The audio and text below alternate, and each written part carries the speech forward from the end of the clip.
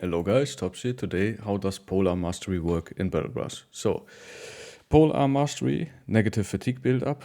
As always, all the weapon masteries do that. POLEARM skill no longer have the action points reduced to 5, so your action point to swing the weapon goes down to 5, and you no longer have to have the -10 hit chance for adjacent opponents. So that is super nice, because now with Pathfinder you can always walk 2 tiles and still swing your polearm. So that's additional utility. Also, you can theoretically use quick hands and use a one-handed weapon, or for action point weapon, like a cleaver. So there is the polearm one-handed build. That is something you can do. With quick hands, there's also the polearm thrower build, which is something you can do. You can just throw a weapon and then just quick hands to the polearm and attack in melee.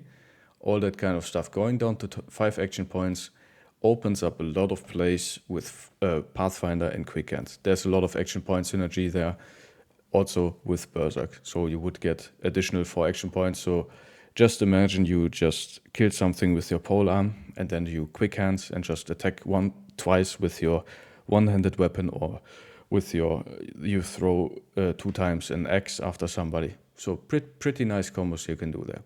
There's also the crossbow polearm build with quick hands, because also crossbows and archers have 4 action points worth of attacks. So I will show you in-game how I use polearms generally, but there are so many combos that you can do if you have polearm mastery, because of the 5 action points and how that synergizes. Polearm is probably the most flexible backline, right? And I always use my polearms for the brothers who level up, right? So this guy levels up, gets a polearm in the back, right? This guy, sword lance, oh, my favorite build in the game, sword lance. Holy fuck, that's nasty. Highest DPS in the game, most of the time. This guy, yeah, they always have the highest kills in my team, the AoE guys. Just ripping and tearing everything apart. Because of the reap, you hit 3 targets. You need high attack and you need high fatigue, but holy shit. The fact that you can just, also you have a reach weapon, so like polearms you can attack over cover, right? Over a fence for instance, and just reap the brigand archers behind that, or the goblins. Really, really nice combo. And if you combine that with a crossbow, you can just be a crossbow guy in the beginning and shoot your bolts, and then you can quick hand and just reap them.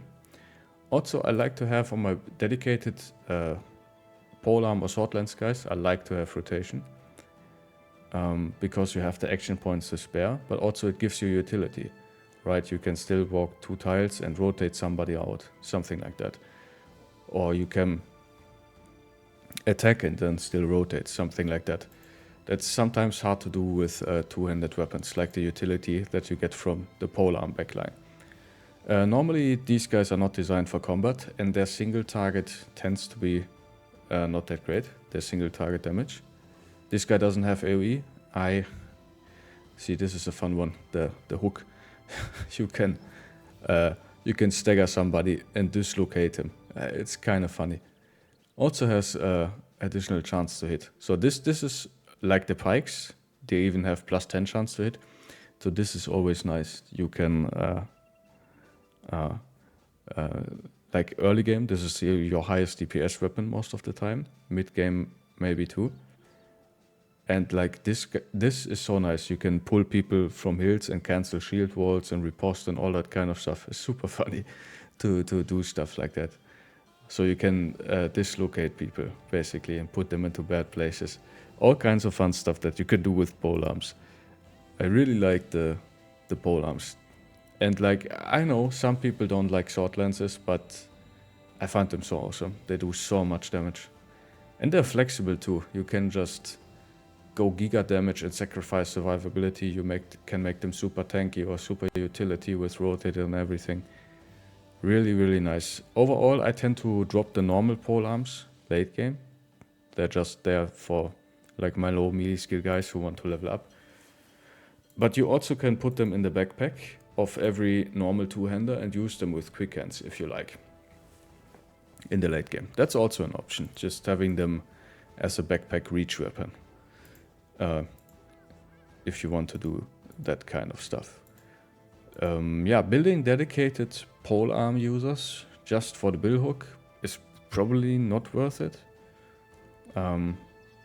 because they just get outclassed by the other reach weapons. But yeah, the crossbow polearm I like, has utility, gives you some rage option, also makes you good versus certain opponents, and of course sword lance. And especially if you find a famed one, just build one. It's so much fun. I like to have 2 of these guys if I can. I greed for them, sword lances. If I find somebody who has like high fatigue, high attack, but not so great defense, he becomes a sword lancer. And these guys become monsters, especially if you start stacking damage with Headhunter Executioner. Holy shit. Holy shit, they rip everything apart, everything. Really nice. I love those guys. Alright, yeah, I have specific builds on all of kind of polearms and sword lances and whatnot. You can watch them. Feel free to ask me down in the comments below and write down how you use your polearms. And thank you guys so much for watching. Please like, comment and subscribe, and I will see you in the next game. The next video. Have a nice day. Bye bye.